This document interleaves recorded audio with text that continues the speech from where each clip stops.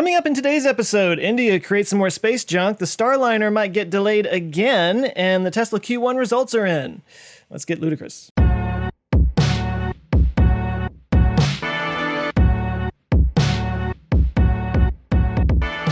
Hi, and welcome to Our Ludicrous Future. This is the podcast where we talk about cool future stuff that's happening today that's going to make our future totally ludicrous. I'm Joe Scott with the Answers with Joe YouTube channel. With me is Tim Dodd.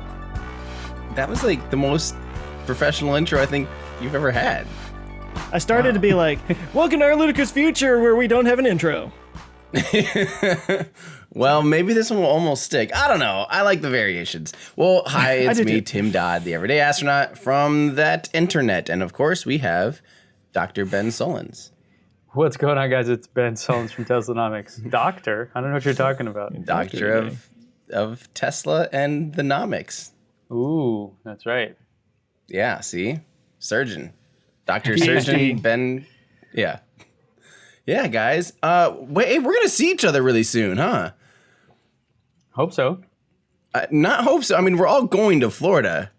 Whether or not Ben sees a rocket launch is maybe a little bit in the category. Yeah. Yeah. Well, and with the family there, I'm always like 50-50 on anything. So yeah. But we will be close to each other. Well, worst goes to worst, we can party in your room while your kid sleeps or something. Yeah, because that works.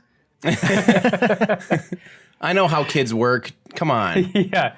Well, we can at least go to the beach or something like that. I mean, there's a really fantastic Mexican restaurant there called Taco Bell that we can go check out. I'm very excited about Doritos Locos Tacos. Yeah, wow. This trip's already starting off great. Joe, what are your plans again? You got to figure out how to get from Orlando to the Cape, huh? I do, yeah. I'm going to be there for the whole week. I figured if I was going to go out for that, I was going to stick around for Yuri's night as well, which is the next weekend. Yes. I did a whole lot of math on it, and I figured it would just be cheaper to find a cheap Airbnb there than to fly there and fly back again. Mm-hmm. So it'll give me a chance to get a lot of scripts done and get a lot of writing, hopefully. But I also don't want to rent a car if I'm going to be there for the whole week. Right.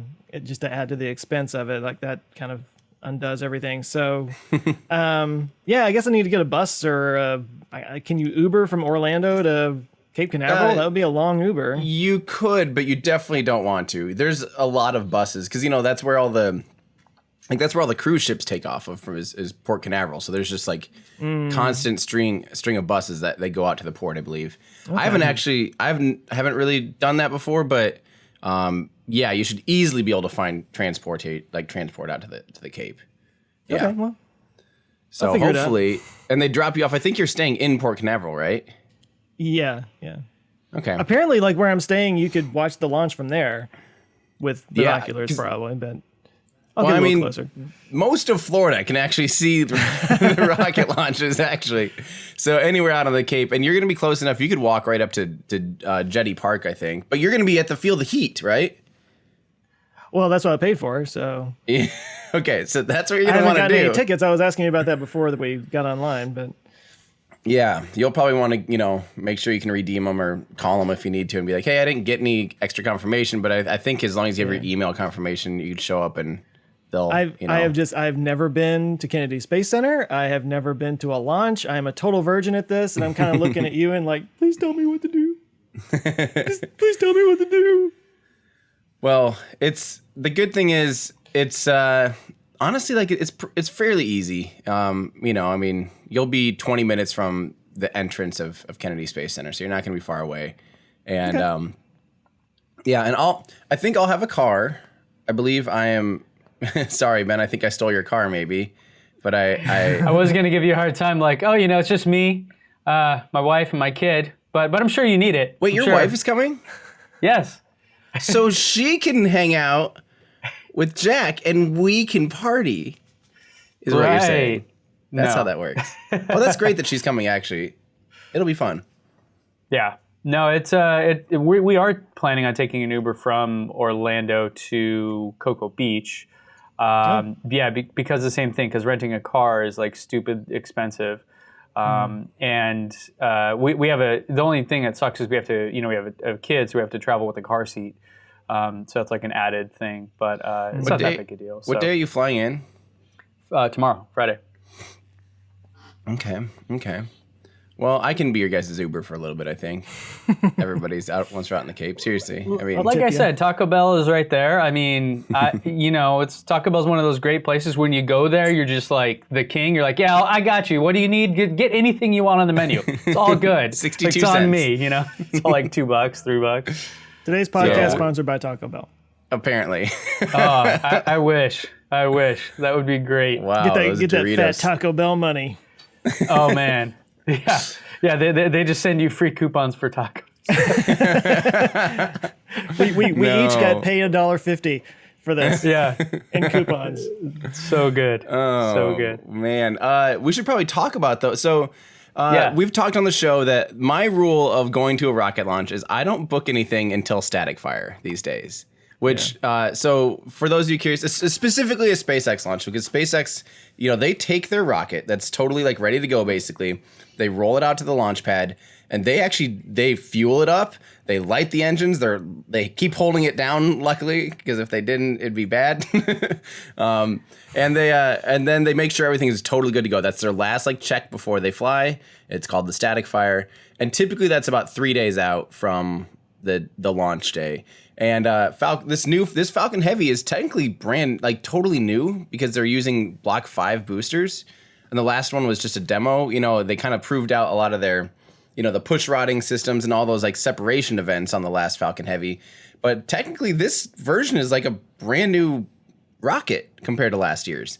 So I have been kind of expecting just some potential teething pains, maybe a little bit. But it's looking, as we're recording this right now, they might be static firing Falcon Heavy, and then hopefully we'll get a firm launch date. It's still currently scheduled for the 7th, which would be Sunday, which would be great for Ben. But Tesla Roddy and a few others are just kind of whispering about potentially it moving anywhere between the 8th and the 11th, which I believe the 8th would be bad for, or anything after the 8th would be bad for Ben, or 9th, because you leave the 10th, is that right?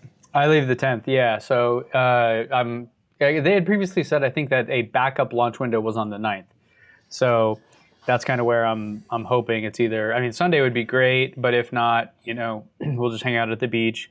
And then we're planning to go to Kennedy Space Center probably on Monday, just to go tour it and do that thing.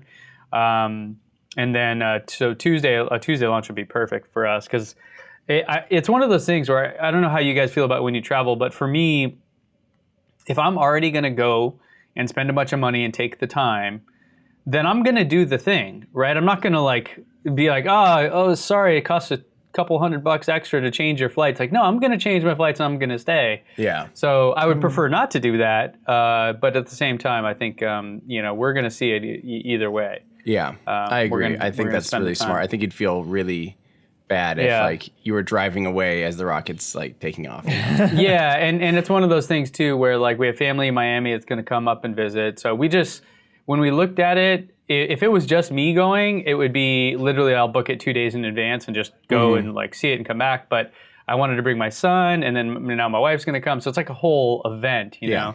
Yeah. And we were able to get passes from Tesla, so we don't have to pay anything to do that. I don't know where they're going to put us. I don't know where they are either. But that'll be cool. So hopefully we're all in the same area. I don't really know. Well, there's only so much area. Yeah. But it's also it's a really big area. So even if I'll see friends. Here's a funny story. Apparently the media accreditation for Falcon Heavy was in February, and I somehow missed it. So I had to submit it 2 days ago, which is very, very, it was due in February 10th or something. So very good chance I won't be at the press site, which is just a big slap in my own face of derp Tim, how could you? So if that's the case, I'll be doing a public viewing site. I'll probably do Jetty Park or something, or the highway or something. I don't know. I haven't ever thought about that. But for those of you, you guys have your stuff figured out. But I actually do have where to watch rocket launches in Florida I have a whole website. If you Google where to watch rocket launches in Florida, this is what you'll hopefully find pretty quickly is this website, everydayastronaut.com. And I've got maps of all the viewing locations and including pictures from like each location. So you have this is what you're going to see here, Joe. This is from the Banana Creek / Saturn V viewing center. Oh wow. Okay. It is very, very good. Cool. Like very good. Ben, you're probably going to be, let's see, in the grand scheme of things. So this is where Joe will be right here. Can you see that okay? Can you make it bigger? Yeah. Yeah, there you go. So Joe's going to be right here. This is where the rocket takes off, 3.9 miles away, 6 kilometers. Ben, you're probably going to be over here in a Wendy's, 35 miles away. They have Dairy Queen there, so my wife loves Dairy Queen, so we may just be there. Do you not have that in California or something? They're kind of rare. I think there's like Really? maybe 1 or 2 in San Diego or something like that. Dairy Queen is the Texas stop sign. Oh, really? That's what they call it. Yeah.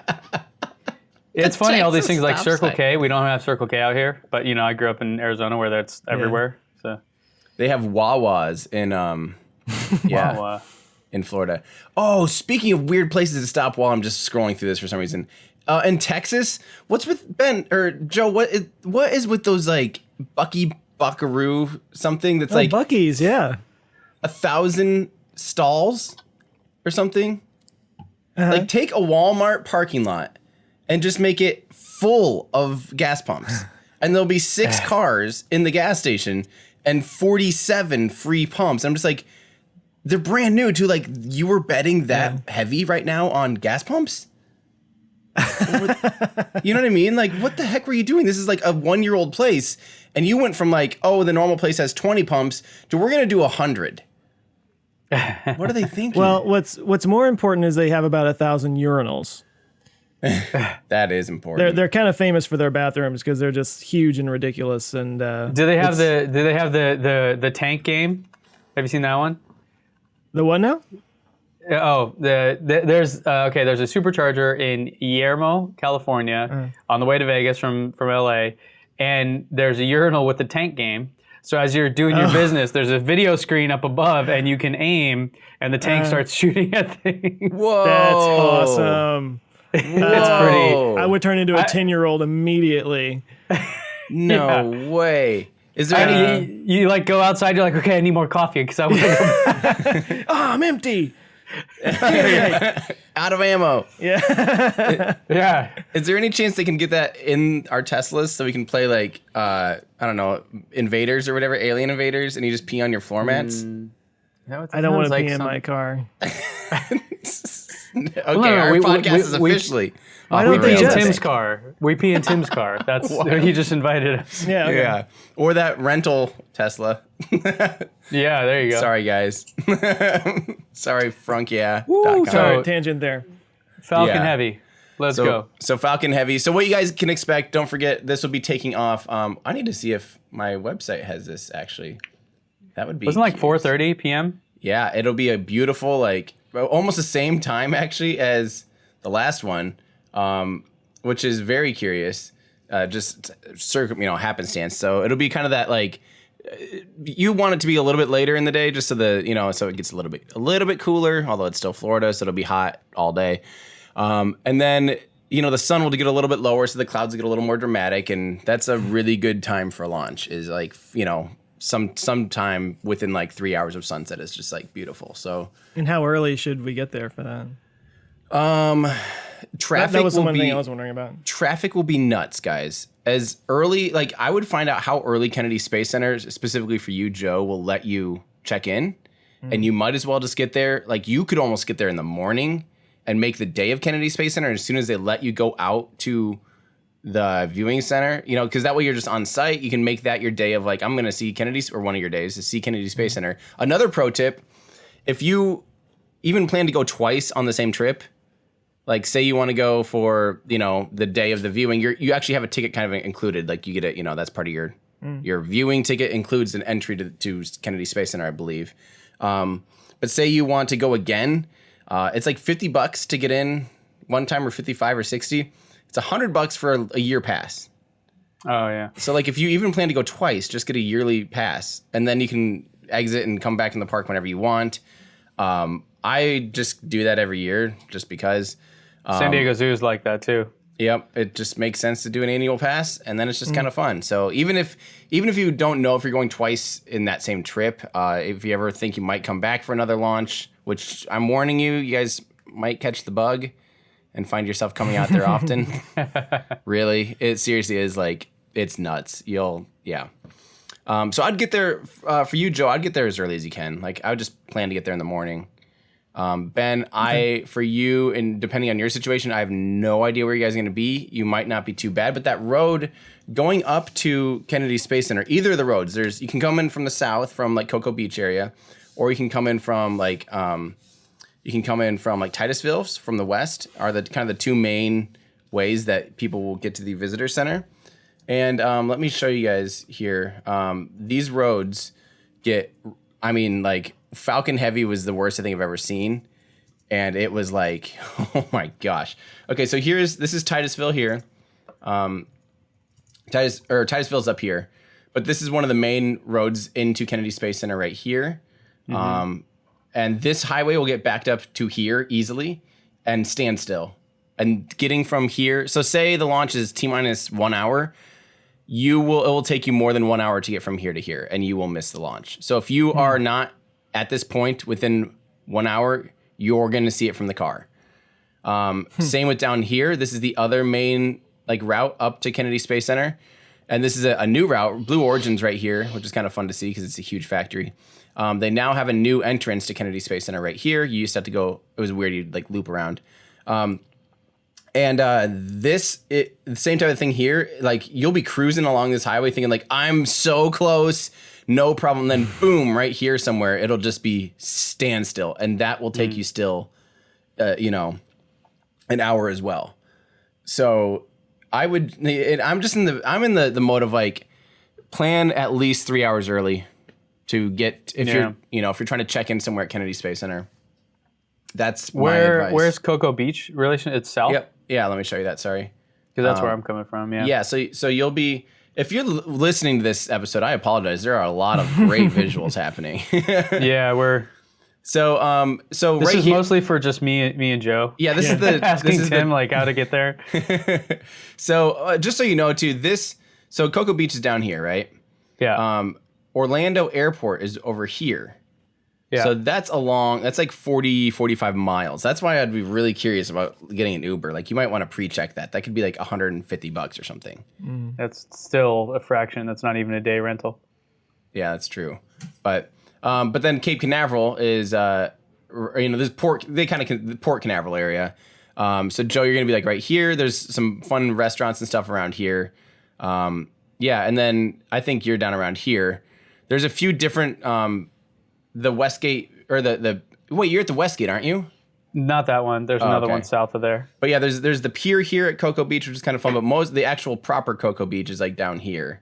Yeah, that's where we're down. So can you just watch it from there? Go to the pier? Yeah, you can go to the pier. You can watch from the whole beach. Actually gets lined with people for the most part, because you'll actually, from the beach for 39A, which is where this takes off from, which is right here-ish. You almost have a line of sight, and you actually have a pretty good line of sight of the landing, which is out here. Yeah. So that's kind of what I'm wondering too. It's so with a kid, everything gets thrown off, right? And so right now he is deathly afraid of what he calls spaceships.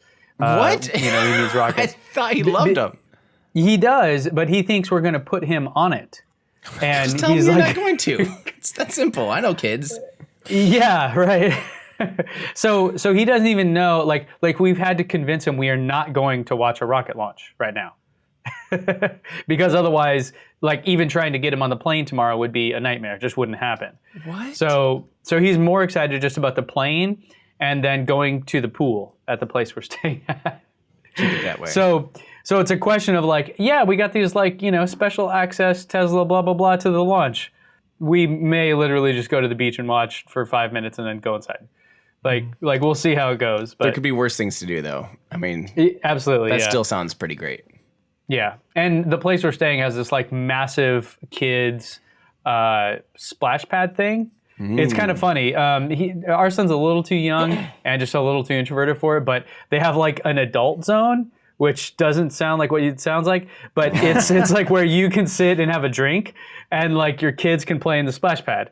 So it's like separated by a little barrier. Sounds like a law in Florida or something. Yeah. But it's kind of funny. So it's like all set up just for this one purpose. Yep. But if we're gonna have to sit in the car for that long, like that's just not. Yeah. I mean, No, you don't. Like you won't sit in the car that long if you get there early. Yeah. So he wakes up from nap around 2. He'll be all sorts of thrown off schedule. I love that we're like planning by the minute because you're little human that doesn't know how to look at rockets or whatever. Yeah. Dude, Well, welcome to 2 o'clock being a dad. East Coast That's what it's will about. be. That'll be like 11. So just keep him on West Coast schedule. Yeah. That's I not do a have bad to say, idea. I That's not identify easy. with his level of anxiety, especially when I was a kid. No, Joe's actually going to be terrified. He's like, "Don't put me on it! Don't put me on it!" Everyone around him was big. No, dude, you're fine. You're fine. It's you're not fine. human rated. Boo. There's just a fairing. There's no. I could So ride the there- fairing with the parachute. So hey, this is actually a good transition. Do you have all your questions answered, by the way, about Florida for the most part? I still wonder No, where I can see but a I'll man figure it out. wrestle a crocodile. All over, just anywhere in the street at any time. It's Florida. Yeah. I want to see an astronaut wrestle a crocodile. Guys, we'll plan to do a special in-person recording, I think, next week, right? Where we'll maybe talk about Falcon Heavy. We'll just kind of hang out. Maybe we'll just sit on the beach. Maybe we should just do an episode sitting on the beach, having a daiquiri in our hands, and just like Can't do that. Ben's soul died at the thought of a daiquiri because he's a man. Ben's like, I live in San Diego. A beach is nothing. that perspective changes things for sure. Yeah. Yeah. Anyway, I was going to transition like this. Check this out. Speaking of putting humans on a rocket, there's going to be a little delay in a company trying to put humans on top of a rocket. So we are hearing word, and we've known that for a while. It seems like Boeing is pretty behind on their Starliner, which is a shame because part of the reason that they got more money for their services was launch schedule assurance. And come to find out, they are going from like pretty close to SpaceX, which, don't forget they launched DM1 a month ago, to now saying August is what they're working on for their first test flight. This is without people on it. So of course the Starliner is the other it's the other spaceship that won the commercial crew contracts to be able to put people up in space from US soil to take them to the International Space Station.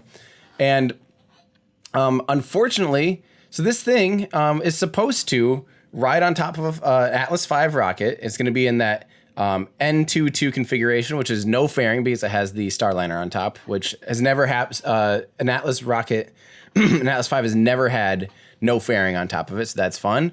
It also has 2 solid rocket boosters, which is pretty common for it. But then it has 2 Centaur upper stages, which is going to be a first for the Atlas V too. So, or 2 RL-10s on their Centaur upper stage, which we talked about that once about how it's to keep it in a safe trajectory because that RL-10 is really underpowered. So they normally have to loft it really high. When you loft something really high, it means you'd come back down really fast if they were have to abort at that point. So in order to like do a shallow trajectory, they need to have 2 RL-10 engines. So they're going to do that. All this being said, it's funny because NASA is almost talking like this is ULA's fault, who's the people that make the Atlas V, but really it's both. It's more schedule. It's a schedule problem, not necessarily like ULA's fault, but it's a schedule problem that ULA has a really big Atlas V mission for the.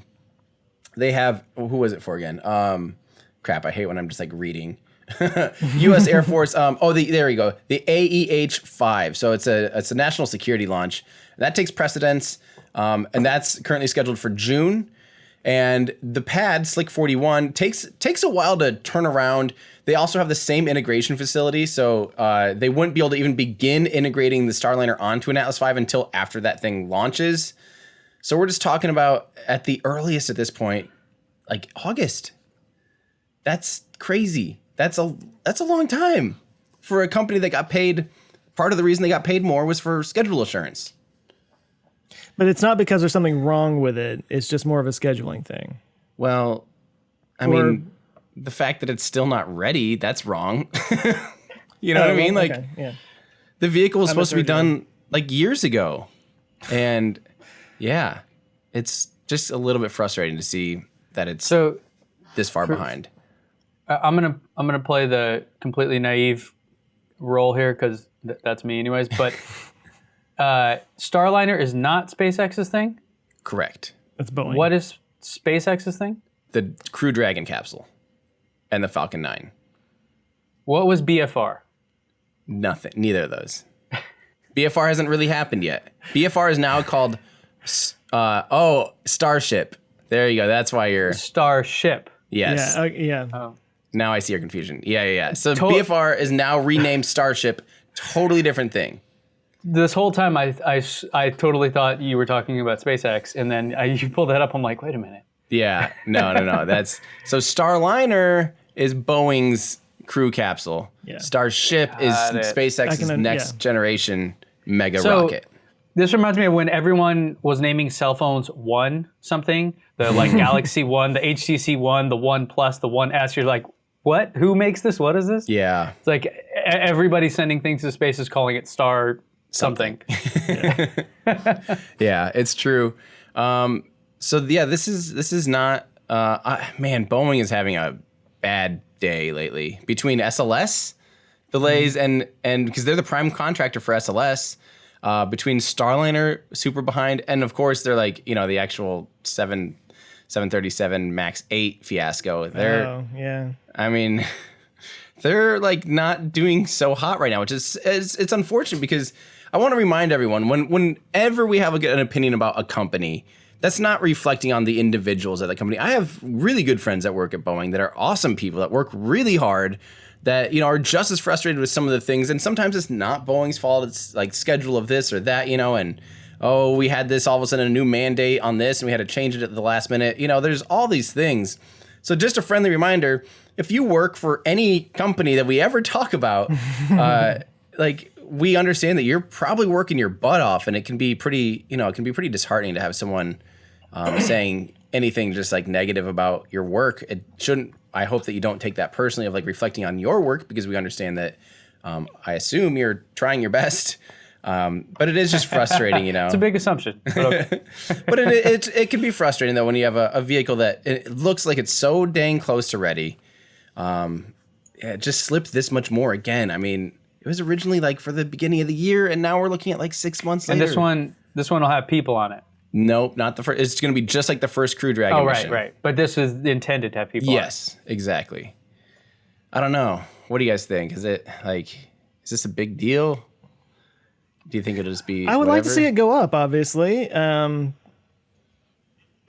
For some reason, what comes to my mind, and maybe I'm just too focused on, you know, Elon FUD that's all swimming out there all the time, but they always talk about Elon time and how he's always delayed and he's always behind on things. And then I look at things like some of the EVs that are supposed to be from other companies that were supposed to have come out years ago and are still like, you know, kind of out there in the fringes somewhere. And then you see SpaceX actually like on time and ahead of Boeing, who's been doing this for how long? You know, that's the immediate thing that comes to mind for me. So I think that these things happen, and I don't blame Boeing necessarily for that. I'm not trying to come down on them so much, but I think it's a bit of a testament to what SpaceX is doing, that they've been able to stay on schedule. You know. Mm-hmm. Well, even SpaceX was about 2 years late from the original schedule, but. It does. Everything I said is wrong. But I mean, they did get ahead. You know, they are currently well ahead of the Starliner program. Yeah. And by the way, did you guys know they're racing for a flag? I don't know if you guys knew that. It's Capture the Flag. STS-135, the last space shuttle mission, left American flag up there for the commercial crew program to bring home. So the first one to on the moon? No, on the International Space Station. Yeah. So the first crew that will launch from there will retrieve the flag. And it's currently looking like it'd be surprising at this point if it wasn't SpaceX, But yeah, back to your FUD comment. What is that again? Fear, uncertainty and doubt. Yeah, for investors, it is funny that everyone says says Elon and tries to make this whole doubt that he's a scam. Yet Boeing is one of the biggest companies in the United States with more defense spending than almost anybody. They're top 3 or 4 for defense spending. And they could, in theory, why don't they just throw a ton of money at this and make sure it's getting done? And it just kind of frustrates me that it's just sitting here so close to ready and that it slipped so much. Yeah, I don't know. It's just funny. Making rockets is hard. It's rocket science. It is. And now we're dealing with human lives on these things. So I would rather they take their sweet time and, that everything, I don't know. That's a good point. I think that there is this obsession with progress and growth and all these things kind of at all costs. Yeah. But when you're talking about humans, I think it's good to have a little bit of reserve and not try to move at such a breakneck speed.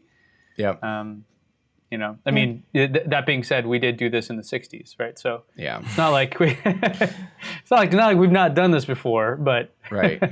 We had the Ruskies to go up against.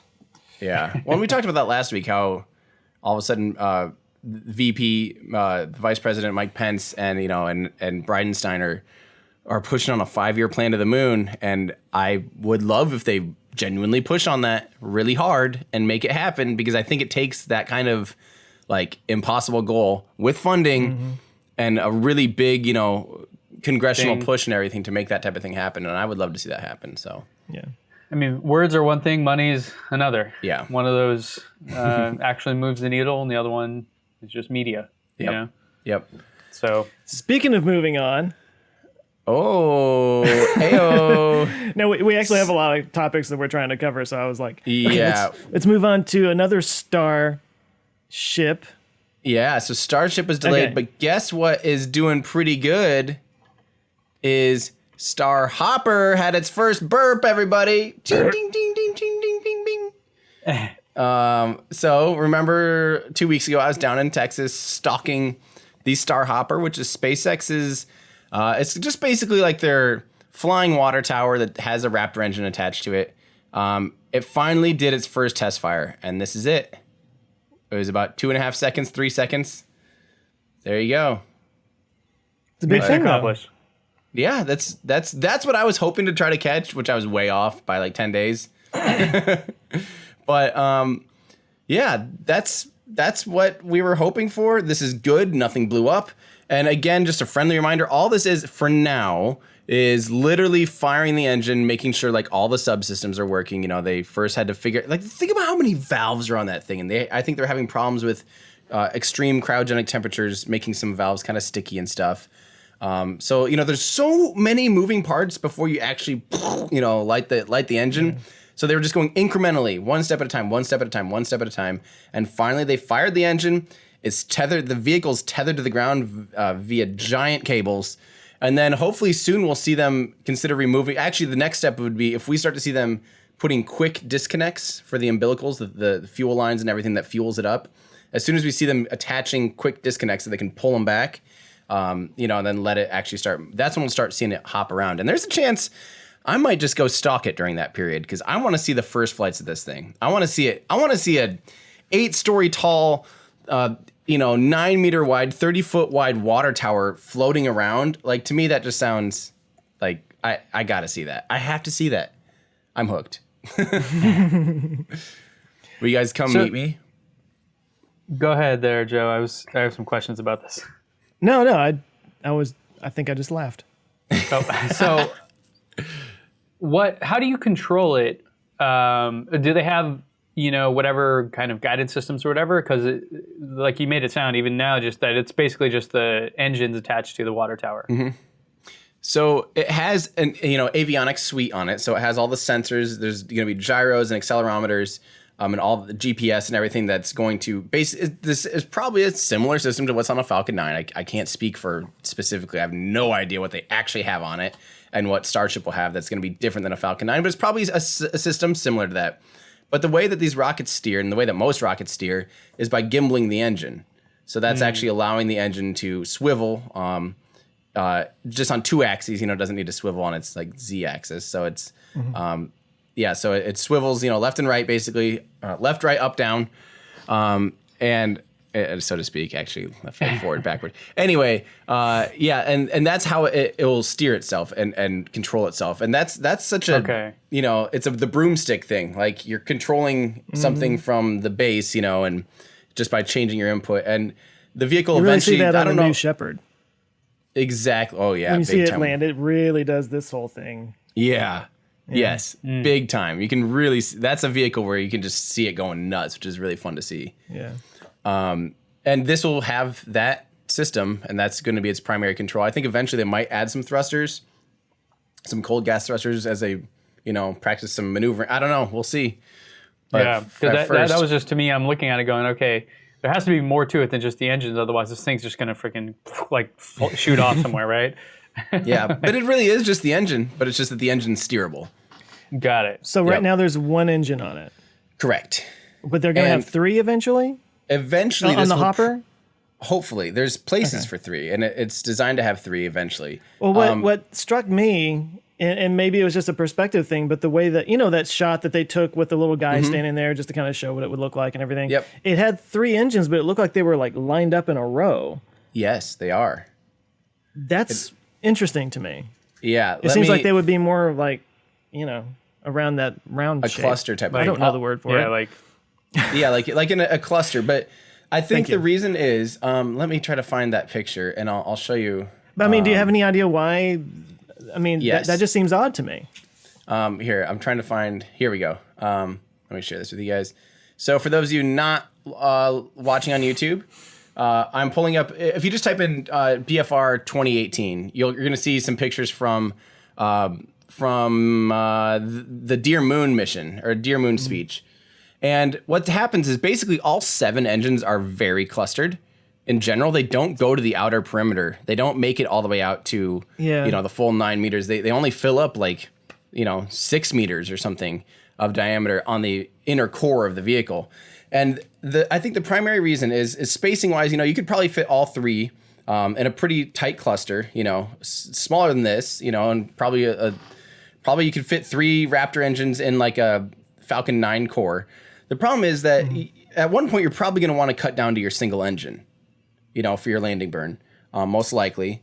And if you have those 3 that not one of them is actually through the center of mass, through your center of gravity, all of a sudden now you're wonky and you're having to compensate.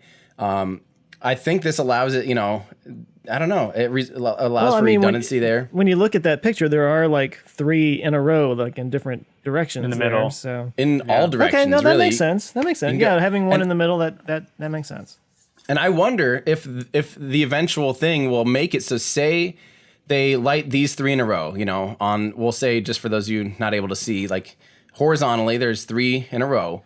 Pretend one of the outer ones would not ignite for some reason on a landing burn. I wonder if they could kill those 2 and go to another set of 2. Then the ones going up and down or something, and totally more flexibility switch. there, more redundancy. Potentially. Yeah.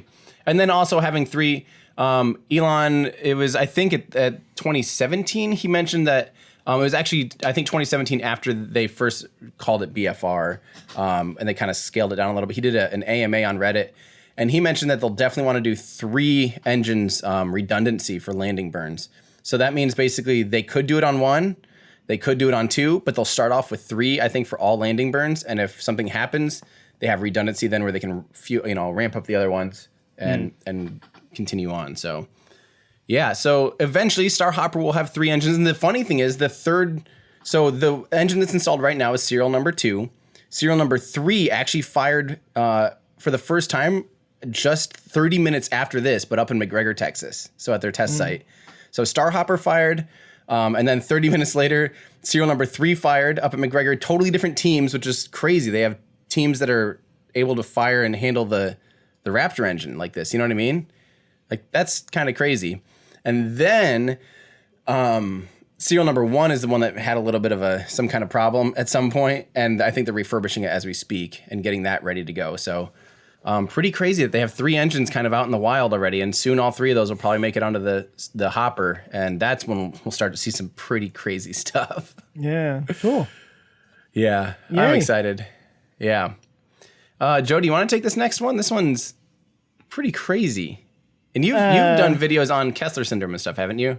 Yeah. I did a video on Kessler syndrome. Anybody who doesn't know what that is, it's all about space junk. Over the years, especially in the early days of space travel, space launches, we just kind of like dropped a whole bunch of stuff out in space, and we're just like, there's plenty of room, right?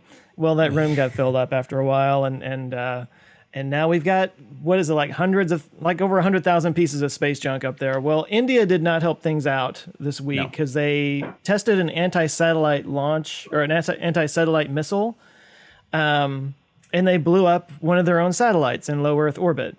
Now, they claim that they took precautions to make sure that it was in super low Earth orbit and that all the debris would come down in 45 days, but Jim Bridenstine called it a terrible, terrible thing because some of it got blown up instead of down, and it's actually up above the space station now. So I think it said that the space station is now 44% more likely to get struck by some kind of debris because of this. Wow. Not a good thing. No. And if you're watching on YouTube, you can see an animation here of where that debris is supposed to go. I want to make clear, this is not ISRO. I've done a video on ISRO, the India Space Research Organization. That's who's actually launching satellites and stuff. This is the India Defense Research and Development Organization. So this is more of a defense I didn't realize thing. that. Yeah, That no, makes this sense. is, well, I mean, That according to makes this sense. article that's from Business Insider. Could you imagine that meeting though? Like those two parties in there, the guys that actually launched stuff, being like, "Wait, what? What are you doing? No, no." What have you done, man? The other guys be like, "We got to blow something up. Let's go." Yeah. You know.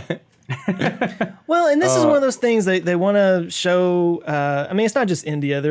China did this a few years ago, and We've done it we back did in the this. past, We did this yeah. many years ago. Yeah. In the United States, so It's kind of a show of power, being like, hey, guess what? We can take down your It satellites is- if we want to.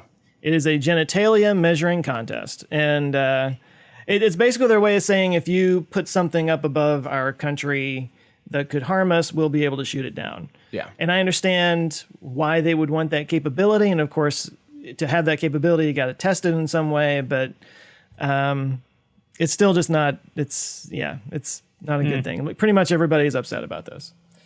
Yeah.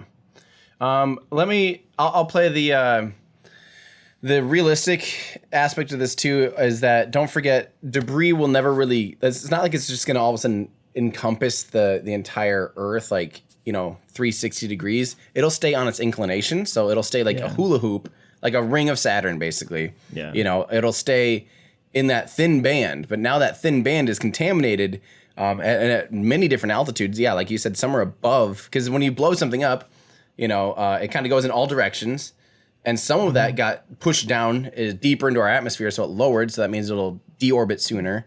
And some of them got pushed up higher, where they're going to stay in a higher orbit now, a higher, more elliptical orbit for a longer period of time. Luckily, this was pretty low altitude. I think it was like under 200 kilometers or something, like very low Earth orbit.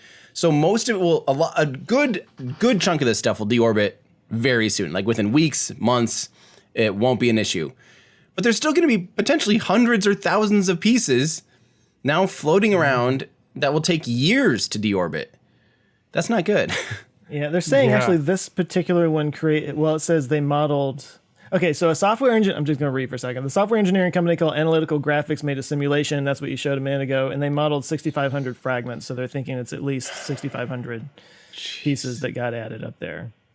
Oh man. And these are all traveling like 17 times faster than a speeding bullet. Yeah.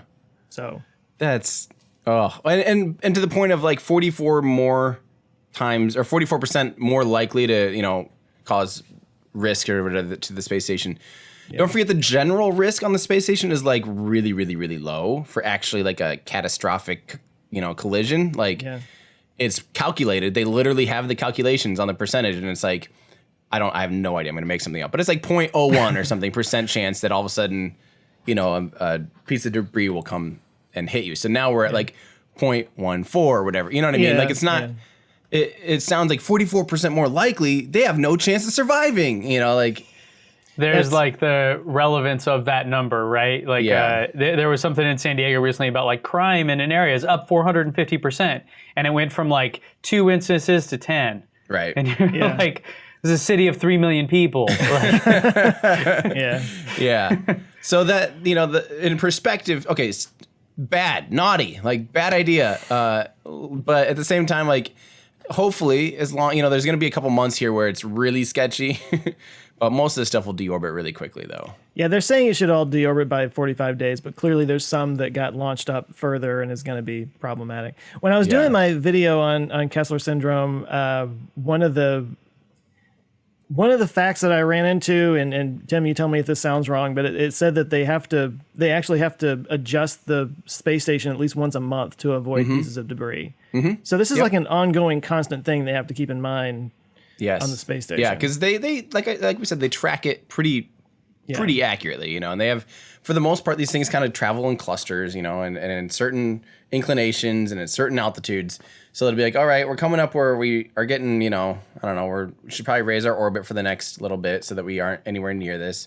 And don't forget about the, we're talking about a long ways apart. If something's at 200 kilometers, or we'll say 300 kilometers in altitude, and then the space station is 350 kilometers, there's still 50 kilometers between you and debris. Like that's a lot.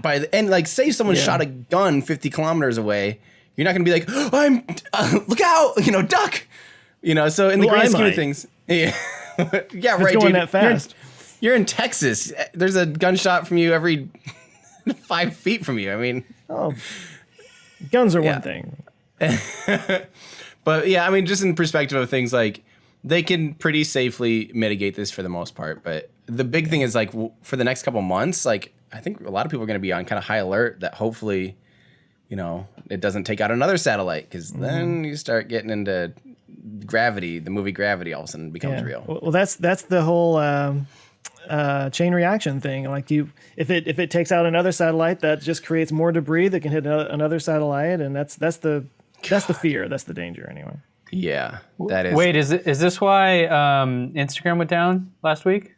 Yes, they shot down the Instagram satellite because all of a sudden I am not okay with this. The one Instagram satellite it just looks like the Instagram logo flying around the Earth. It beams us down Instagram. Purple, that's how that pink happens. Satellite. Yeah. So that's not good.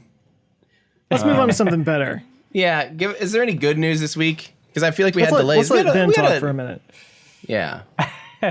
Well, yeah, sure. Speaking of shooting things down, let's talk about Tesla Q1 numbers, shall we? What are we shooting down? Let me see if I can share my screen. Or actually, I'll just read it to you guys that way. And then I do have a chart to show. So Tesla, in keeping with their tradition of publishing their quarterly numbers within the first 3 days of a new quarter, to keep other people that take guesses at just kind of shine a light on it and share that data, posted that in the first quarter of 2019 they produced approximately 77,100 total vehicles, which was just about 63,000 Model 3 and 14,150 Model S and X.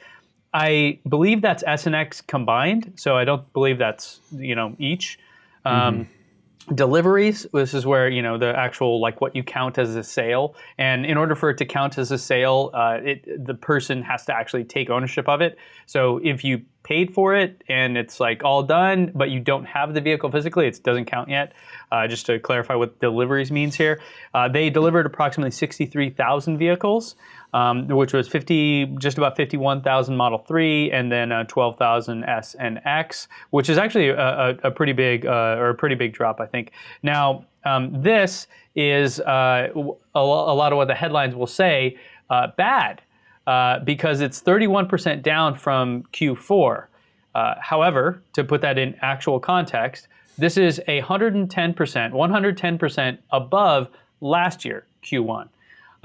So by my account, I think that is a huge success. When you can go year-over-year growth at this stage in the game for a company that's been around this long, to show 110% growth year-over-year, I don't imagine being in a meeting where you share that number and people are like, "Oh, that's terrible." Right. However, the media hold on, and the stock we move market. on Do you have from a question? Yeah, 110%. Okay, this always confuses me. 110%, is that like 2.1 times growth compared to the Q1 of last year, or is that like 0.1 or like times point? I hate like 110% growth. What's that mean? It's not 10% growth. It's not times 1.1. So last year, looking at Q1 sales, they had, and I'm showing a chart here for those of you that are just listening in, they had just about 30,000 deliveries. So here they had 63,000 deliveries. So that's double, right? It's more than double. Okay. Yeah, just by 10%. Yeah. So when you see the chart, when you see the actual data, and you look at it here, you can see that essentially Q1 is always or just about the lowest, and this also follows industry trends, as Q1 is generally the where auto sales drop because they have all these big winter driving events, right? Like this whole just consumerism is generally hotter in Q4, right? And so Q1 is usually not a great quarter for many retail or products like this. So yeah, Q1 is being down. It's still 110% over last year. So to me, that's a huge success. Wow. One caveat or one big kind of thing about this is that the up till I think March 21st, it said they had only delivered 50% of all of the vehicles that they had delivered, that they ended up delivering in the whole quarter. That means in the last like 10 days, they delivered 50% of these. And a big reason behind all of this is because it takes, time to ship a car from California to Asia and then also to Europe. So a big part of this whole push this quarter was to start making those deliveries of Model 3. So already in Europe, we're seeing essentially the Model 3 dominate the sales in their segment. And then in Norway, actually just for the first time ever, new car sales were over 50%. They were all electric. So in Norway, I mean, for people there, and one of the ironic things, and so, before I go off on the media about this, but there was a funny story a while ago that was like, Tesla sales in Norway are down, the lowest in 3 months. They get like a shipment every 3 months. And so the following month happened to be the biggest month for Tesla sales in Norway. You're like, guys, like this is just complete nonsense. So from my perspective, I see this as a huge win. But of course, the media, with their interests, want to portray this as like a huge fail for Tesla. So there's the people that said the housing crisis would never happen, and they're also the ones saying that Tesla's doing terrible here. And then you have data showing quite the opposite. So again, you just have this massive disconnect between reality and speculation and people with vested interest in, say, Tesla stock going down. So, my message to anyone that's following this is like, don't pay attention to the mainstream media about this. Don't pay attention to the stock market. Look at the actual data. Because when I look at it, I don't see any red or any bad stuff here. In my opinion, just from going to Europe a handful of times, you do not see crossovers and SUVs there. Europe's all about wagons and just the standard sedan. So I could see like the Model 3 is because like a lot of people still hadn't in Europe probably really seen Teslas too much. The S and X probably did okay in Europe, but now that there's a more affordable Tesla that people can get their hands on, I think it'll have more of an effect in Europe than it did here, because here, just the total audience for a mid-sized sedan or whatever, a small sedan or whatever, it's just not a big market. But I'll bet in Europe, that's like 2 or 3 times the market. It's the perfect European car, yeah. Yeah. You're right. And where range doesn't matter nearly as much to Europeans because most of their, distance is traveled. That's such a big fear here in the United States. Like, I drive to blah, blah, blah. First, I'll put a kibosh on that because I drive to blah, blah, blah all the time. But, like in Europe, people don't take those long road trips like we tend to do here in the U.S. It's just like my friends in Germany. I remember one time I'm like, guys, I'm going to go visit a friend They live in Berlin. We were in Hamburg, so it's like a 4-hour drive or something. I'm like, I'm gonna go visit them. Do you guys want to come? They're like, what? Take the train. 4 hours? I'm like, yeah, that's right there. They're like, They like could not even imagine going 4 hours away, because it's across the country, But 4 hours, it's like you're still in Dallas for Joe. It's like not even. You're in like East Dallas now. That's mom. Getting to mom. Yeah, isn't that nuts? My favorite was when they started doing the deliveries to Europe and China, and of course the shorts were like, that just shows that there's no more demand for it in the U.S. I'm like, actually, it shows there's demand for it in Europe and China. Yeah, that's why they're selling there. Yeah, they had to catch up to their, the huge supply that was in demand in the U.S. with all the pre-orders. That got fulfilled first. And now, like, it's open to the rest of the world. Like, it just seems silly. Yeah, no matter what it is, it's bad news. Yeah, as far as they're concerned. It will, and like GM and a bunch of these guys are posting their worst quarter on record. But of course, that's not like even related to this conversation, right? Yeah. Like the whole auto industry is really taking a hit right now. Tesla's the only one that's still growing at this tremendous rate. So, the way I feel the media treats Tesla is they cherry pick the data to fit the narrative that they want, and you could argue that those narratives are probably driven by financial interests. So it's one of those things. Like that's why I just try to look at the data and like forget all the noise, because like everybody will have a bias and a perspective and an opinion and whatever. But if you just look at the raw numbers, you can draw your own conclusions. And so that to me is really the holy grail of this whole thing. It always, coming from somebody who used to work in a newspaper, even though I wasn't really on the journalism side, I still have that, I guess, pride about that. But like, whenever I see these articles where they're quoting shorts saying, oh, doom and gloom Tesla, and I'm like, you have to disclose these people have a financial incentive to say this and make the stock go down. Right. And they never disclose that. It's like, that's just unethical journalism. That's all that is. Mm-hmm. And I mean, I'll keep, harping and beating the dead horse. These are the people that brought us the financial crisis. Mm-hmm. Yeah. I'm not sure I want to trust them with my money. Just saying. Well, as Ben Solons always says, free the data, your heart will follow. Free your mind, right. The data is there. Free your mind. Free your heart, and you get in trouble. No, so the thing that I saw the other day was that I guess their production numbers were higher than, say, the Wall Street Journal or, people were expecting it to be. And so, of course, the doom and gloom that came from that on CNBC was, oh, see, they made way too many cars and they're wasting all this money and nobody's buying them. And it's like...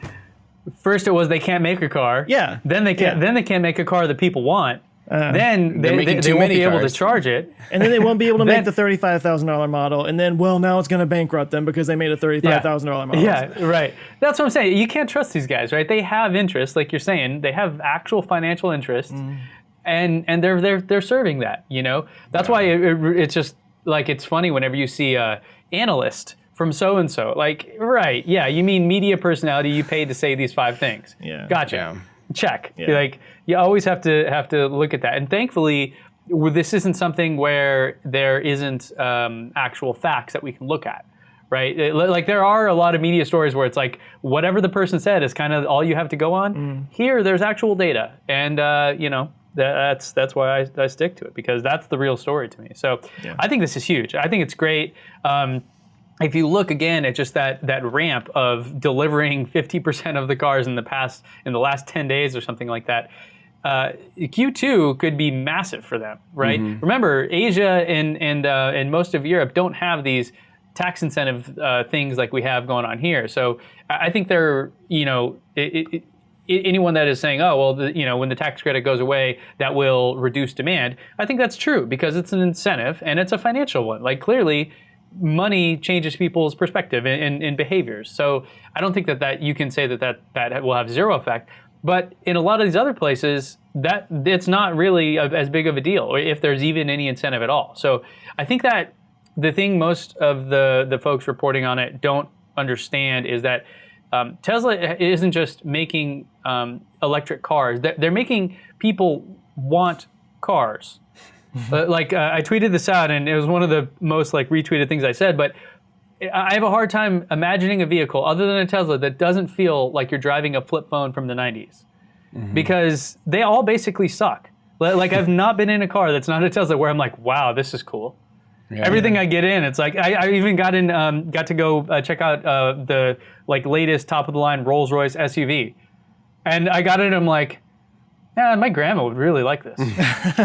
It's guys, that effect is so true. Because I was looking at renting a car in Turo for Florida, and I was honestly going through every car that wasn't a Tesla and being like, I don't want to drive this. You're like, God, how could I do that? This doesn't interest me. Like, it really doesn't. Like, I'm like, oh, I have to drive this car. Like, it's gonna have gears that go,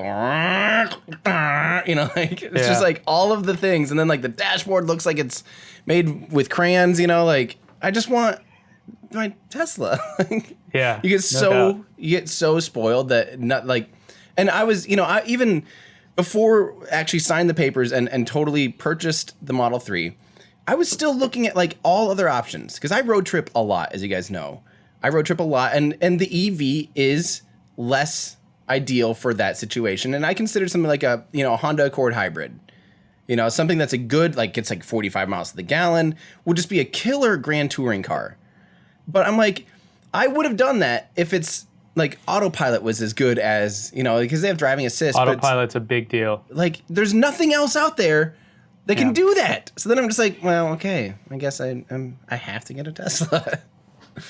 It just totally changes. That's it. Yeah. And you just got a software update that made it 5% quicker, and these things are going to continue to get better and better. So I had lunch yesterday, 2 days ago, with an old work buddy who he was one of the he was the first person that I had really kind of shown the car off to for a while, and he had a lot of really good reactions to it. It was just like every single thing I showed was wow, just like when people had never been in one before, they're just like, what? And I'm used to it now, so I'm just like, oh yeah, it does that thing.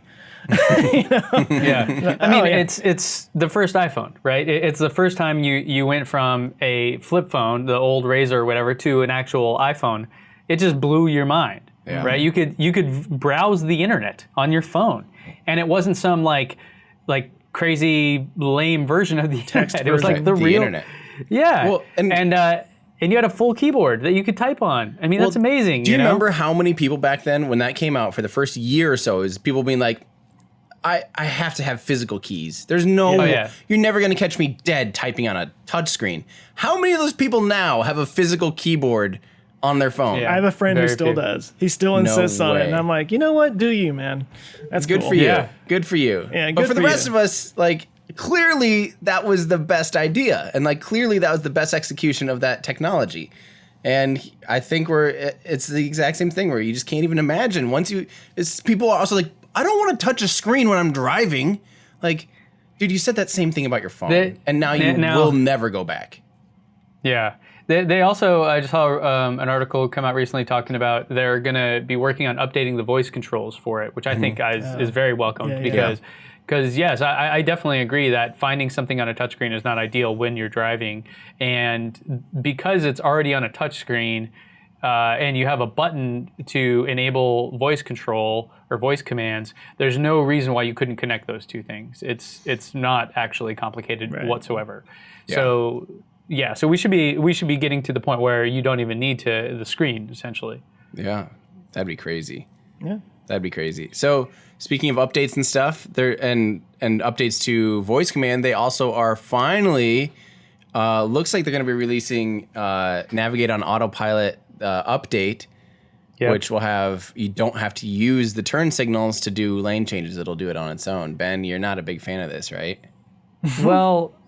Okay, yeah. So let's just set this up so people know what it is. So Navigate on Autopilot is a version of Autopilot, a feature that for most people they would consider self-driving. You're on the highway and it will navigate around slow cars, right? It'll change lanes to pass people. It will also go from freeway to freeway through the interchanges and everything, and then eventually it will put you into the exit ramp of wherever your destination is, and then ask you to take over. So essentially on the highway, it is self-driving, right? Like it does all of the driving for you when you're on the freeway and have this engaged. Now, previously, or I guess, still to this point for most people, you have to confirm lane changes. But that's the new thing, is that they're going to no longer require you to confirm a lane change. It'll just automatically change lanes and go around people and whatever. So I, using the current version where you do have to confirm it, have had not great luck at all. Many scary moments where it gets over and someone was coming up fast from behind, or it gets over and then thinks someone else is getting in front of it when it's just the shadow of the sun or a bridge or something, and it freaks out, slams on the brakes. Like I've had countless times, so I just don't use it at all. I do not trust it, like not even 5%. So for me, I do not see this as a positive thing, just because I don't think it's there yet. I love the concept of where it's going, but for me, my own experience has been very sketchy with it. So yeah, I'm not excited about this. Joe, what's your experience with Navigate on Autopilot? Well, I mean, I haven't taken a lot of road trips with it. I really only did the long road trip thing over Christmas to go see family, but that was the only time I really got to use it, and I don't think they even had the automatic lanes change thing at the time, so I don't know that I've really had a chance to experience. Although I have had a few instances where, I was coming up behind a car and it would say, lane change option, or go around this guy, and so I did it, and kind of like what Ben said, it's like I had to take the car back. Because it just kind of did a jump. Did it ever swerve back into the lane for you? That's what I often will get. Like it'll start to get over, see something or think it sees something, and then swerve back into your lane, which freaks everyone else out. And you're traveling at 70 miles an hour, so you could, easily lose control of the car. Like I've had that. I don't know, 50-50. I guess has been my. The specific thing that I'm thinking of, I think it might have been a car coming up behind. And it kind of went over and then kind of jumped back, and then it kind of jerked a little bit, and then I just kind of panicked and and I took it because I was like really close to the car in front of me. Yeah. So, Yeah, I've had that, especially actually in a trip in December. I had a lot of times where we couldn't get it to lane change for like half the trip. It would go halfway over and then jump back, halfway over, jump back. But since then, it's been unbelievable. 95, 98, at least 90, probably 99% of the time, does all of that absolutely as it should. My road trip I guarantee if you actually look at the miles, I wish Tesla would let us see, your miles on this trip with autopilot engaged and without.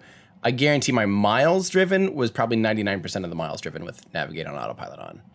And it was amazing. I had so few problems. And it did lane changing and stuff? Oh, yeah. I mean, I had to confirm it with the stock, but I actually let it decide when to do that stuff so that I was, kind of practicing what it'd be like. So it would, say, change lanes, and I would do it, to confirm if it was right, if that's what I wanted to do. So then I'm helping to train it, kind of, is the way I was seeing it. And I often was hitting, you can tap to cancel or delay your lane change. I would do that. One time I was sitting there, literally every 2 seconds it'd pop up. I'm like, no, I don't want to do this. Stop. So hopefully they got that message.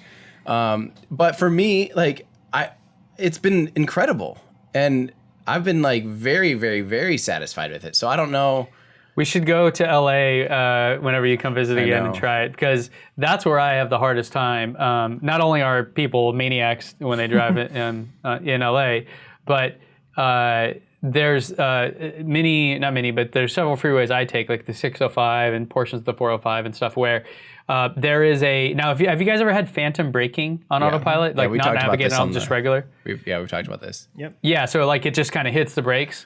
So there are sections, I think is it the 701? I forget, but there's a freeway specifically that I take often going to SpaceX actually, and there is a freeway ramp or something that's just above the other one, and so when you're in the carpool lane, the entire thing is in the shadow generally, depending on time of day. Yeah. And I've had that almost every time I go and I hit that point, it does the red hands on the steering wheel saying take over immediately, completely freaking out. Yeah. And that happens several times on that trip going from here to LA. I mean, it's in my and maybe it's my car, I don't know, but in my own experience, really unreliable. Now, if I'm in San Diego and I'm just cruising straight, or if I'm going to Las Vegas and it's just cruising on the freeway and there's not like crazy interchanges and all kinds of other stuff, it seems to do really well.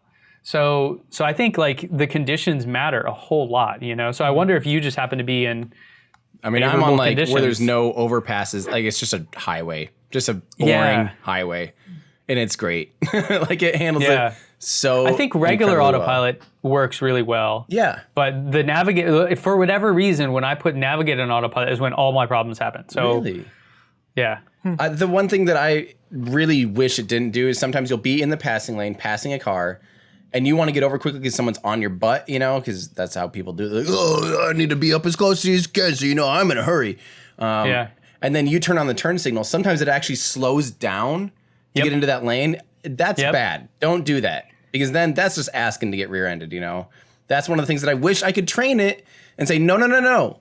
Do not. So sometimes what I do is I turn on the turn signal and I actually keep my foot on the accelerator so that it doesn't slow down, because that's just not good. That ain't good. Yeah, it's a thing. I mean, it's not foolproof, right? It's not perfect. Right. And this is where, I don't know, the comments, you guys don't do many videos on this stuff, but I do. And I get so many people that are just like, it's the greatest thing ever. Like, you know, Elon is perfect. And I'm like, what are you even talking about? You know, whenever somebody says that autopilot has been perfect 100% of the time, either you don't have a Tesla and you don't have autopilot, or you've never like you're like Joe and you're not allowed to leave the house, you know, that kind of a You've thing. used it 3 times ever. yeah, right. So it's just like, it's not true. Like it is definitely not perfect. But it is great compared to like not having it. It's like the best one. It is the best. Well, it depends. You know, certain circumstances yes, and others no. So it depends on who you ask. So. But it's, I mean, once you try going without it now, it's like, oh, weird. My Model S doesn't have it. Ugh. Yeah. One more thing on this real quick before we probably move on. It sounds like they're also, though, on this update for Navigate on Autopilot, it is changing the AI or the neural net. Elon mentioned it, and in that press release said that this will be a pretty massive overhaul to the neural net for the Navigate on Autopilot.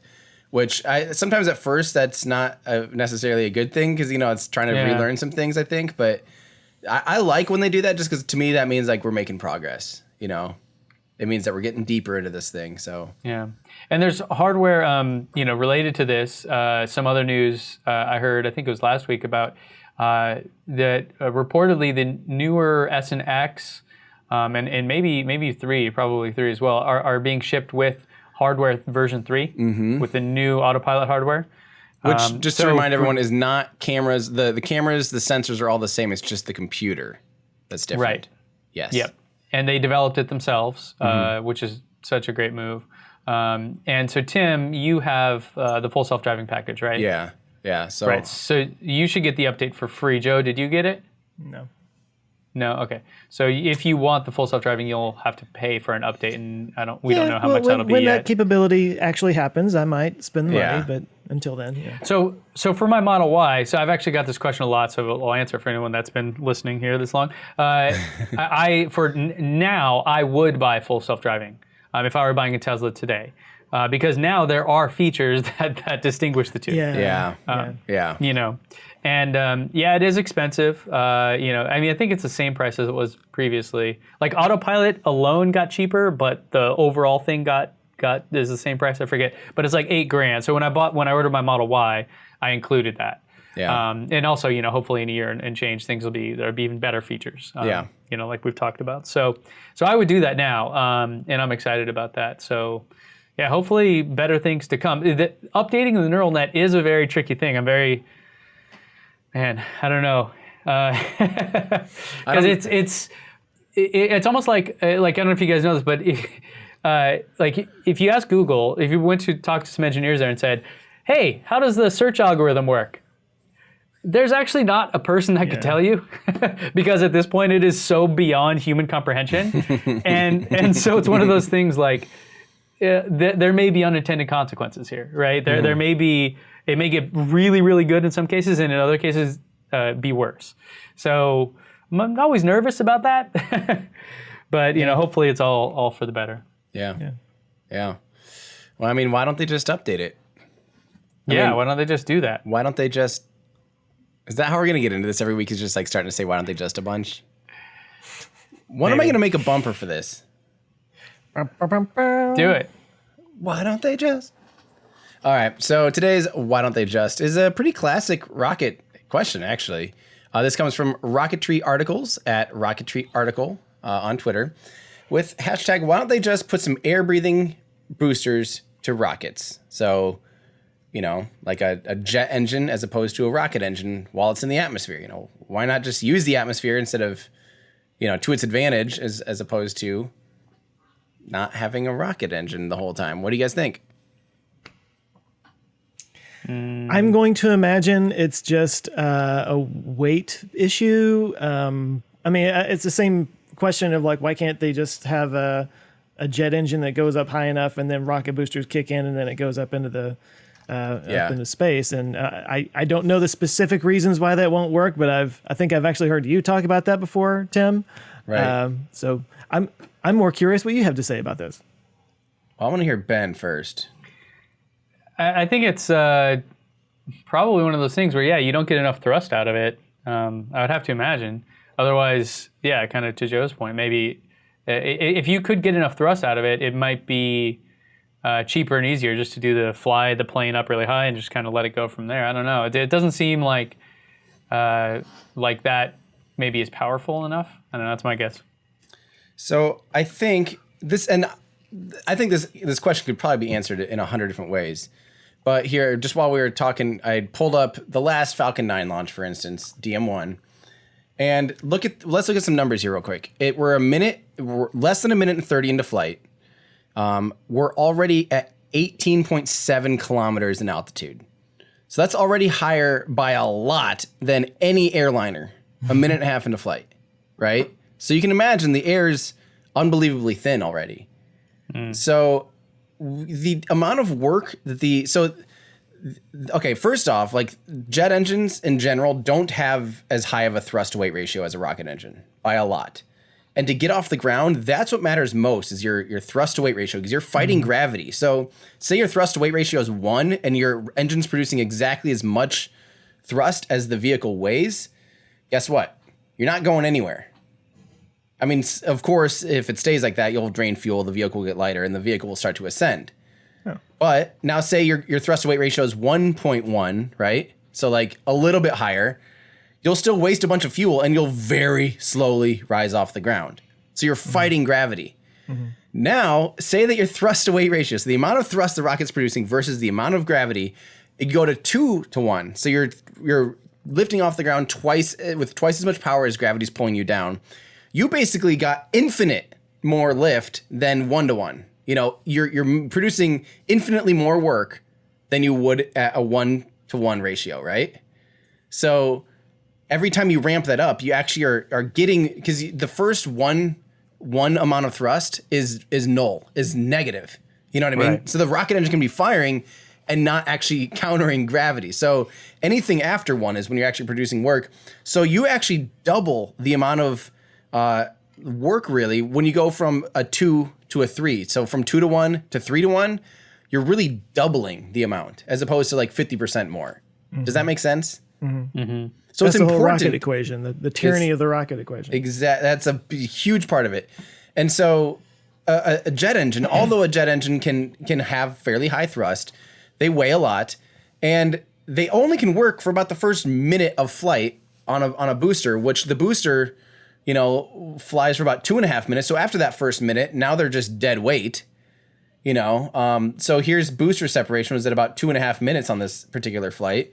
You know, that's so for more than 50% of the time, they're actually just adding weight. At liftoff, they're not producing as much thrust as a rocket engine. And what's easier, having a whole subsystem of air breathing rocket engine or, you know, jet engines around a rocket, or making it a little bit taller and having a little more oxygen for that first minute. Mm. Yeah. You know, it all comes down to like literally stretching a tank is not really a big deal in rockets. Adding a whole secondary engine that now is doing all this other stuff and is not high a thrust weight ratio is, you know, sure it's pulling air. Like the ideas make sense. Like, hey, use the air while you can. Yeah. But in practice, it kind of ends up being like, what was that even remotely worth it? You know? Yeah. Yeah. I think you kept saying thrust to weight ratio, and I was like, I said weight. I was close enough. Yeah, it is. I mean, it is though, because weight is half of that equation of the thrust to weight ratio, you know? So, yeah, it is. It's that they aren't as powerful as a rocket engine for the same, for the same amount of weight. Yeah. And then you just add complexity, and they get worse and worse by a minute. They're pretty much pointless, And they have to survive. By the way, within that first minute of flight, they go through supersonic, and they get up to like hypersonic speeds already. So, yeah, I mean, you now have a jet engine that has to be able to handle that regime really quickly. And yeah, I don't know. It's just not worth it. This is what it comes down to. There you go. Is there a quick version of why they don't fly the rocket up and then just drop it and shoot off from there? I feel like we've seen people try that. Wasn't that actually the first NASA thing ever like that? Well, the X-15 did that, and that's Chuck Yeager. Chuck Yeager. First time they broke the sound barrier, and actually in the '60s, I think 2 people got their pilot's wing or their astronaut wings because they actually crossed the Kármán line in an X-15. So it was, but that was after Mercury Shepard, and after that whole program. Even I think after Gemini program, I think this is while the Apollo program was ramping up. People were just then crossing the Kármán line, not going into orbit, but just going up. And the big thing there is, again, like, is it really that much easier to put a rocket on a jet, drop the rocket, completely dropping it, then light the engines? And what if the engines don't light? Then you just dropped a rocket out of the sky. And like, is that really a more elegant and simpler solution than just making a little bit bigger rocket? Right. And Virgin Orbit is doing that. They're launching from a 747.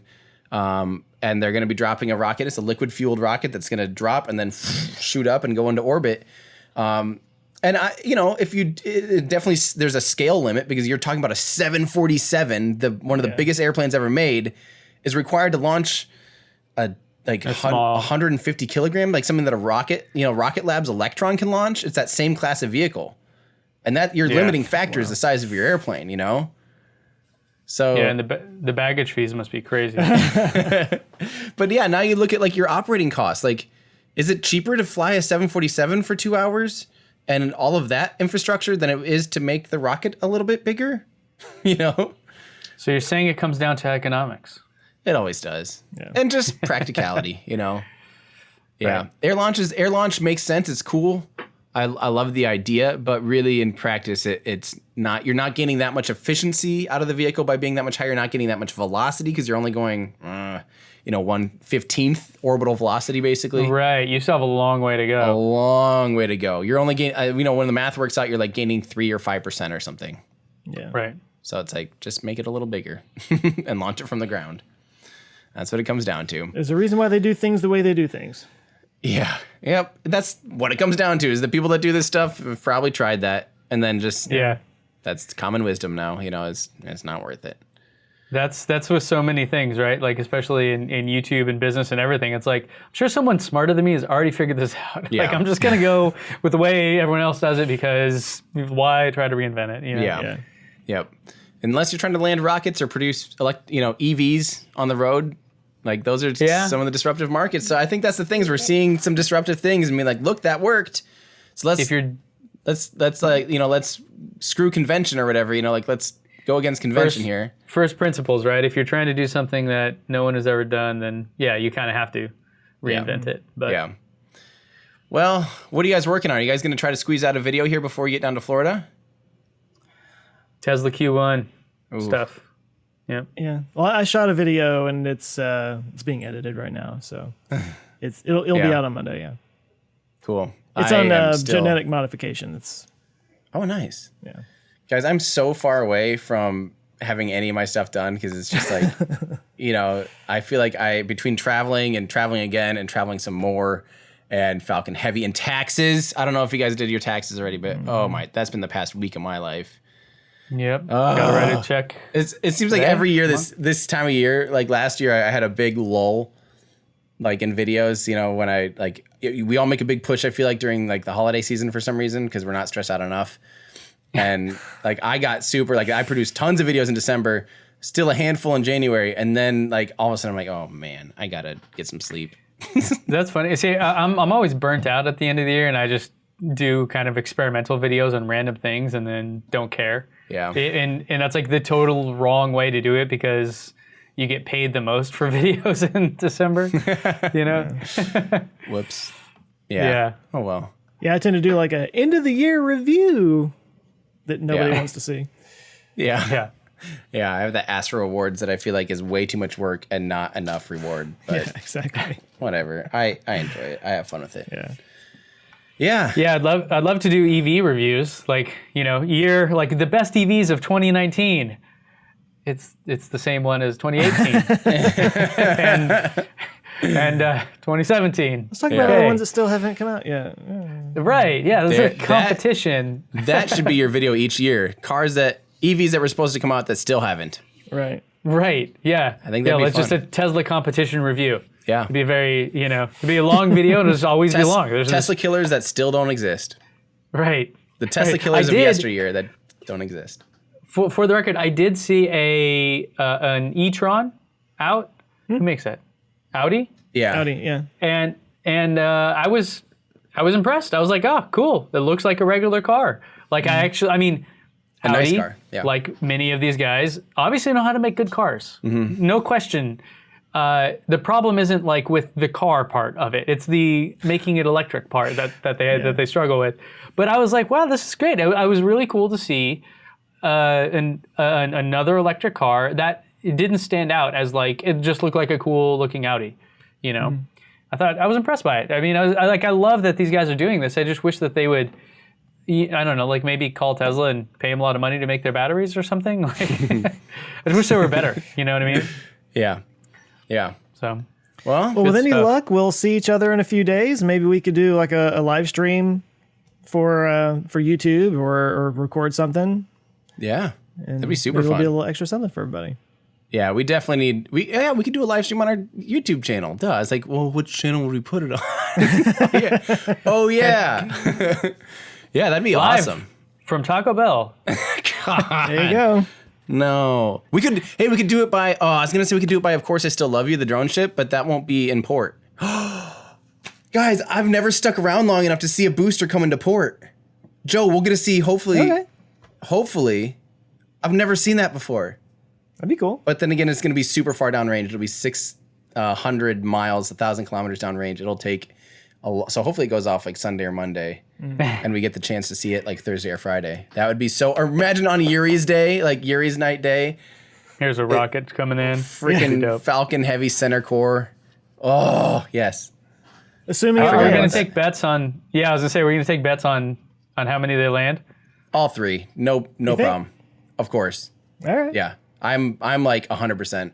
No problem. Now, do water landings count? No, I'm talking about recovering and reusing all three. 100%. Yep. Okay, you heard it here, see. folks. Yeah. Otherwise, he's going to do 100 push-ups during the live stream. Throughout the live stream, not all at once. All Yeah. right. That sounds good, guys. We'll see you soon, right? We'll see you guys in Yeah. a few days. This will be great. See you in our Ludicrous? ludicrous Near future. future.